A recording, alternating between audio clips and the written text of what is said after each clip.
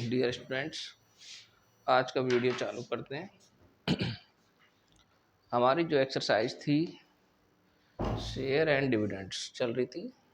साझा, किसी भी चीज़ में साझेदारी के ऊपर किस तरीके के सवाल आ सकते हैं, किस तरीके के सवाल आते हैं, उनके ऊपर हम लगातार डिस्कस कर रहे हैं। और हमने कल काफ़ी सवाल किए और कॉन्सेप्ट को समझने का कोशिश की, प्रयास किया और हम समझे।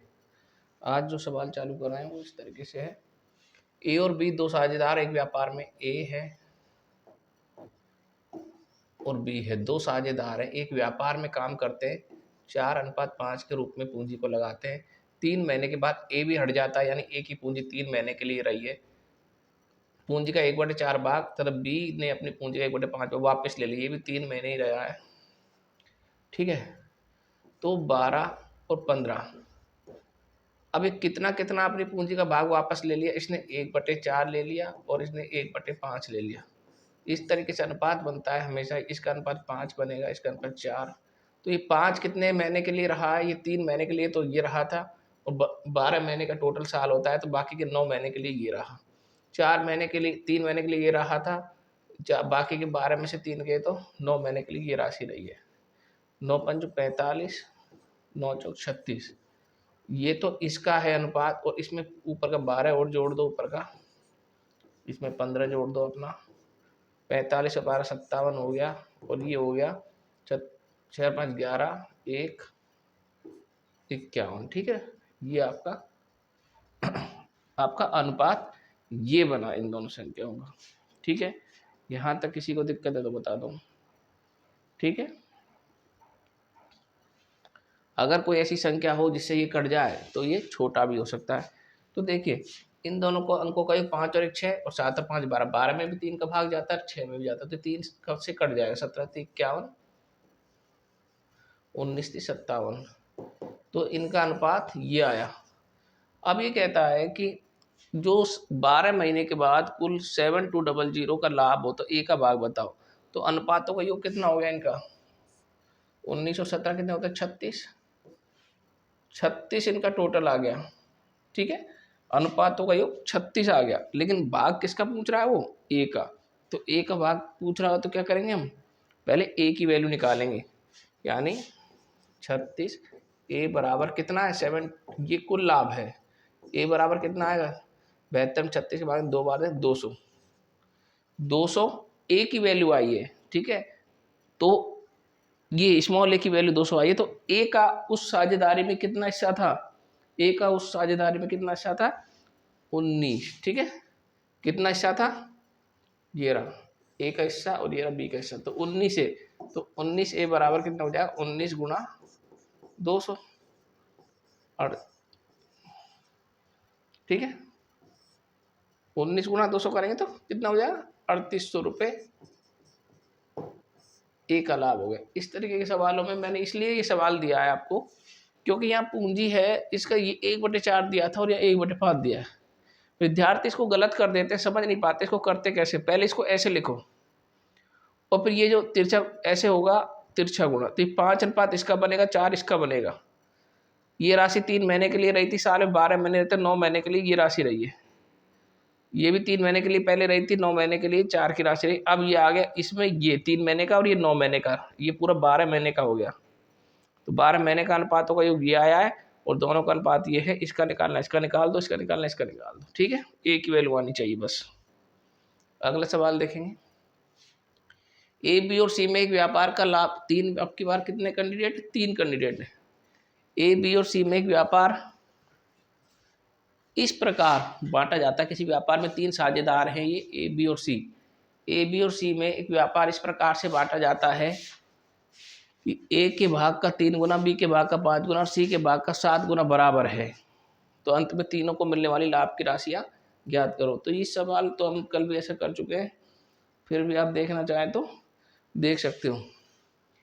A B C, A B C, ए का भाग का 3 गुना, ए गुना 3, बी के भाग का 5 गुना, बी गुना 5, सी के भाग का 7। ठीक है, यहाँ तक ये आपके सवाल में दिया हुआ है ये चीज़। ठीक है, इसी अनुपात में वर्ष में जो राशि है उसको बांटना है। तो ये बांटने के लिए हम एक दोनों देखो इस तरीके के जोड़े में इस सवाल में एक विशेष कंडीशन ये होती है, मैं आपको बताता हूँ। इसका अनुपात 3 बनता है, इसका 5 बनता है, 7 बनता है। तो जब भी इस तरीके की सिचुएशन बनेगी तो दो राशियों का जो अनुपात है वो आपस में चेंज हो जाएगा। ये कंडीशन है साजे की एक्सरसाइज के अंदर एक विशेष कंडीशन है कि दोनों के जोड़े में विपरीत राशि लिख देते हैं। जब जोड़े में इस तरीके से हो तो इनके अनुपात विपरीत होते हैं। कैसे होते हैं मैं बताता हूँ। ऐसे लिखो ABC। अब 3:5 है तो 5 इधर लिखो, 3 इधर लिखो। 5:7 है तो 7 इधर लिखो, 5 इधर लिखो। और हमने उस दिन पढ़ा दिया, जो खाली है उसके आगे बढ़ा दो। अब इनके गुणा कर लो, 32, 21 और 15। ठीक है, ये इनके यही पूछ रहा है राशियों का अनुपात क्या होगा, तो राशियों का अनुपात ये होगा बेटा। ठीक है, अलग सवाल है, समझने की कोशिश करेंगे तभी हो पाएगा। ये तो वहाँ सवाल में दे दिए ये तीनों चीज़ें तो, लेकिन ये नहीं दी। ये एक विशेष चीज़ आई है, इस तरीके से 3 अनुपात बनते हो, इतना गुना इतना गुना, तो हमेशा उनके अपराध अनुपात विपरीत होते हैं। 3:5 और 5:7 होगा, 5:7 तो 7:5। और जब ये हो जाएगा तो इसको जब खाली जहाँ पे रहता है वहाँ पे आगे बढ़ा देते हैं। मैंने पिछली एक्सरसाइज में पढ़ाया, पिछली एक्सरसाइज अच्छी तरह देखे। अब आइए, ए तथा बी ने मिलकर व्यापार प्रारंभ किया। ए ने 30,000 लगाए 8 महीने के लिए। बी ने कुछ पूंजी का हमें पता नहीं कितने महीने, लेकिन ये पता समय पता है हमें 6 माह। तो कल ऐसे सवाल जब कराए थे तो हमने कॉन्सेप्ट बनाया था। क्या बनाया था? ए ने 30,000 रुपये लगाए हैं 8 महीने के लिए, और बी ने क्या लगाया है हमें नहीं पता, लेकिन समय पता है हमें। तो हमें इसका नहीं पता, तो इसको एक्स मान लो, और समय इसका दिया 6 महीने के लिए। ये चीज आपको दी है, और 7/11 का लाभ दिया। इसमें भी एक विशेष बात आ गई है, बी का लाभ 7/11 है, यानी 11 तो टोटल है, और इसमें बी का भाग 7 है, तो ए का भाग 4 आएगा। ठीक है, पहले इसको एक बार कर लीजिए। 30,000 गुना 8, और ये अनुपात में है ना, तो ये 6x नीचे चला जाएगा। और इसके बराबर में क्या, देखो विद्यार्थी कहाँ गलती करते हैं, मैं वो चीज बता देता हूँ। विद्यार्थी इसके बराबर में 7/11 लिख देंगे, ये बिल्कुल गलत है। ये 7/11 नहीं आएगा। क्यों नहीं आएगा? क्योंकि बी का लाभ है 7/11, अनुपात नहीं है दोनों का। 7:11 नहीं है ये, समझने की कोशिश करना। ये 7:11 में इनकी लाभ का वितरण नहीं हो रहा है। ये तो कह रहा है टोटल है 11, यानी बी का भाग 7 है लेकिन टोटल 11 है, तो ए का भाग कितना होगा? 4 होगा। 7 और 4 11, तभी तो टोटल 11 है। तो अनुपात बना है 4:7, तो यहाँ लिखेंगे 4/7। अब सवाल होगा, समझ गए? अब होगा सवाल। अब ये तिरछा गुना होगा और सवाल, और इधर तो 24x आ जाएगा, और इधर आ जाएगा 30,000 गुना 8/7। नहीं नहीं, 30,000 गुना 8 गुना 7, ये तो ऊपर आ जाएगा, नीचे आ जाएगा 24। ठीक है बेटा, अब काट दो इसको, जैसे भी काट सकते हो। 8 से काट दो, 8 3 24, और 3 से काट दो, ये 10,000।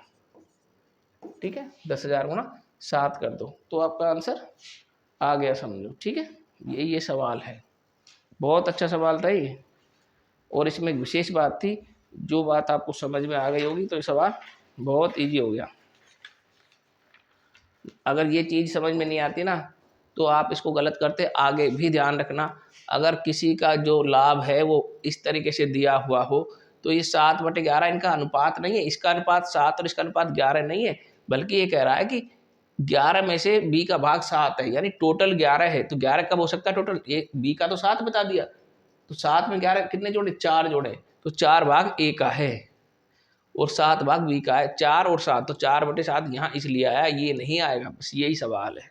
10 गुना 7 कर दो, 70,000। ठीक है, अब आइए भाई, 4 ग्वाले हैं और A B C 4 ग्वालों A B C ने मिलकर एक चारागाह किराए पर ली। ए ने अपनी 15 गाय, बी तो 4 कहाँ हो गए? 3 ही हो गए। तो ठीक है, ए बी सी, ए ने अपनी 15 गाय 4 महीने चराई, 15 गुना 4। बी ने 25 गाय 2 महीने चराई है, और सी ने 14 गाय 5 महीने चराई। ये आपके सवाल में दिया हुआ है। ए का भाग किराए में से दे दिया 3600 रुपये, ये भी दे दिया।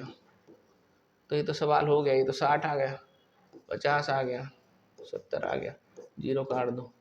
तो इनके अनुपात क्या बनेंगे? 6:5, 5:7, 7 है और हमें किसका भाग दिया है 6a बराबर 3600 दिया है। तो सवाल आपका हो गया। ठीक है, हो गया ना सवाल। अरे हो तो गया, ए का लाभ दिया है ना, एक की भाग कहाँ ये रहे। तो 6a बराबर 3600, ए बराबर 3600 में 6 का भाग दिया 600। तो क्या पूछ रहा है कुल किराया कितना है, तो कुल कितना है इनका अनुपात तो वही कितना बेटा 6 और 5 11 और 7 18। तो 18 ए बराबर 600 गुणा 18 कर दो, 18 से 4800 रुपये टोटल किराया है। ठीक है, ठीक है कि नहीं है, ठीक है या नहीं है, नहीं है तो 18 चिंग 108 होता है। ठीक है, अब सही है। चलिए, किसी व्यापार में ए 10,000 रुपये 9 महीनों के लिए लगाता है, ए है और बी है, दो ही नाम आ रहे हैं। 10,000 रुपये इसने लगा दिए 9 महीनों के लिए, बी ने 18,000 रुपये कुल समय के कुछ समय के लिए निवेश करता है। समय नहीं पता है लेकिन राशि पता है, 18,000 गुना एक समय के लिए। यदि ए और बी का लाभ समान है तो ठीक है, कुछ नहीं, इसके ऊपर रुक जाओ, पहले जीरो काट दो, 1 2 3, 1 2 3, इधर बच गया 90 और इधर बच गया 18x बराबर लाभ इनका 1:1 मान लो। ठीक है, 90 बराबर 18x हो जाएगा, ये ऐसे गुणा कर दिया मैंने। ठीक है, x बराबर 90 में 18 का भाग दो 5, 5 महीने के लिए, कितने महीने के लिए 5 महीने के लिए बी ने अपनी राशि लगाई है। क्योंकि ये कह रहा है कि ए और बी का लाभ समान है, तो लाभ हमने समान है तो 1:1 कर दिया, हो गया। ए बी सी ने एक दुकान 27 36 और 72,000 रुपये लगाकर खोली है। ये तो सिंपल है, ए है बी है सी है, इसने 27,000 रुपये लगाए हैं, इसने 36,000 रुपये लगाए हैं और इसने 72,000 रुपये लगाए हैं। ठीक, साल के अंत में पूछ रहा है, सबको 12 से गुणा करूंगा तब भी एक ही बात है, क्योंकि तीनों में गुणा हो रहा है तो मैंने हटा दिया, 3 जीरो भी हटा दी मैंने यहाँ से। और अब ये किससे कट सकता है, देखो 6 और 3 9, 7 और 2 9, 7 और 3 से कटेगा 9 12 और ये 3 2 6 24, ये अनुपात आया इनका। ठीक है, ये कह रहा है कि सी का भाग 32 यानी सी यानी 24, ए बराबर कितना है 3200। तो ए बराबर कितना है, ए बराबर निकाल दो इसमें इसका भाग देके तो सवाल आपका हो जाएगा। ठीक है ना,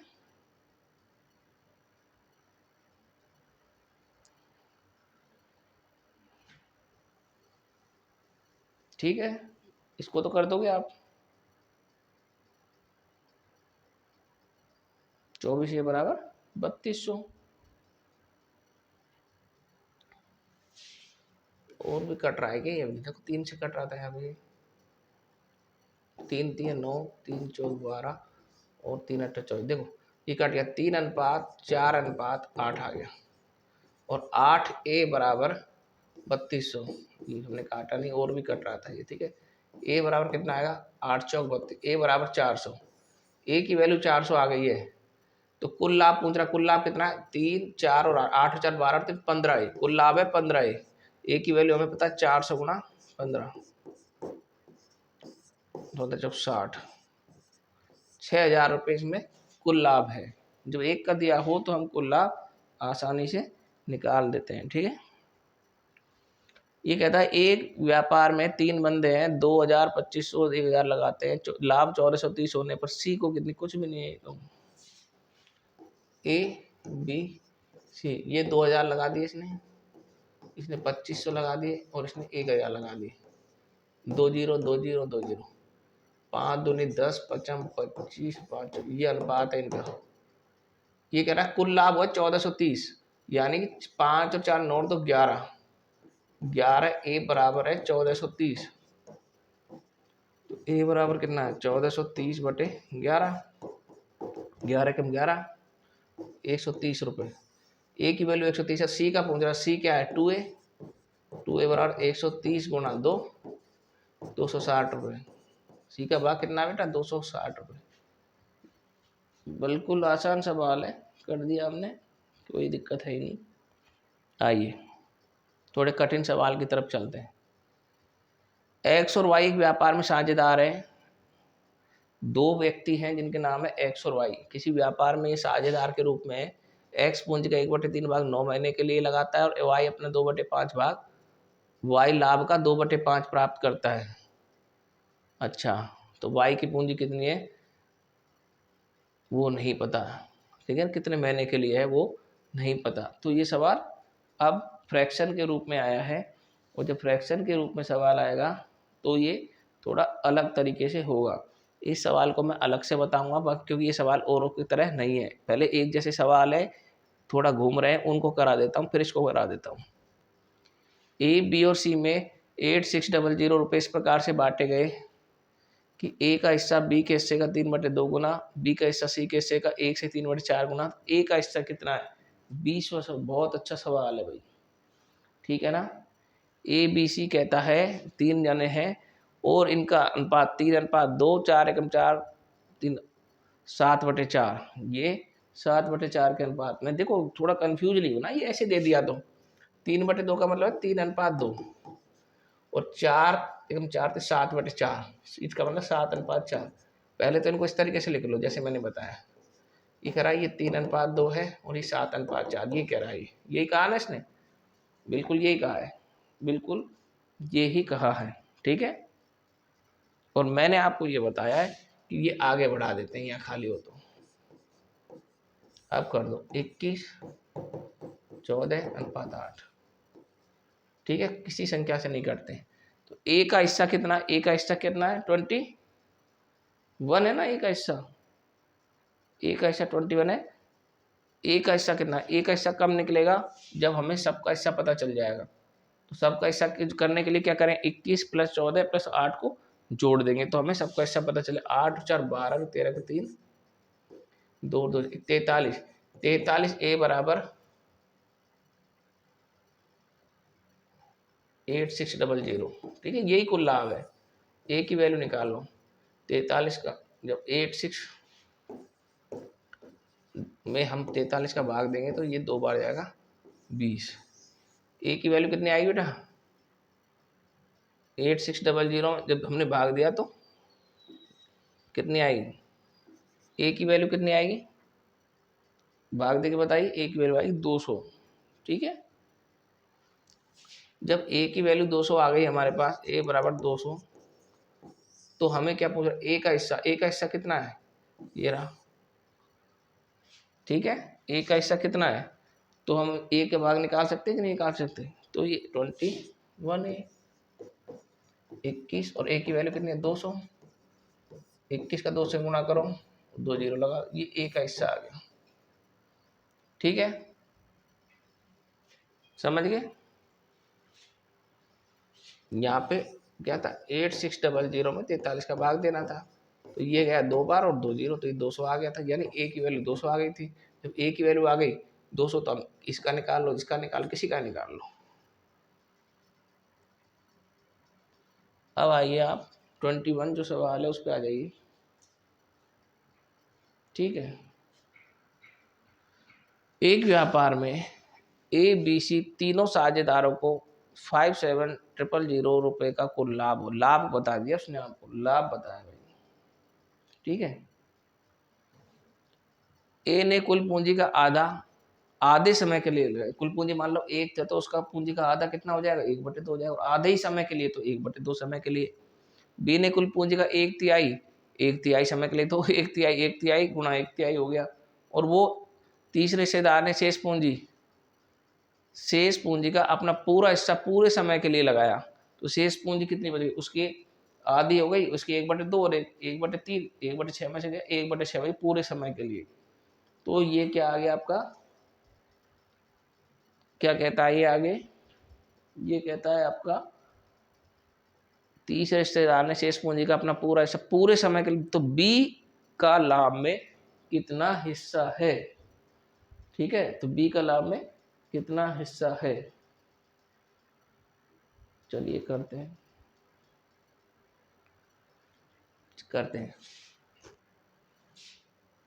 वैसे तो सारे सवाल करने के बाद ये सवाल आपको करना चाहिए था, ABC तीनों साझेदार में 57,000 रुपये का कुल लाभ होता है। ए ने कुल पूंजी का आधा भाग 1/2 कितने समय के लिए? आधे समय के लिए।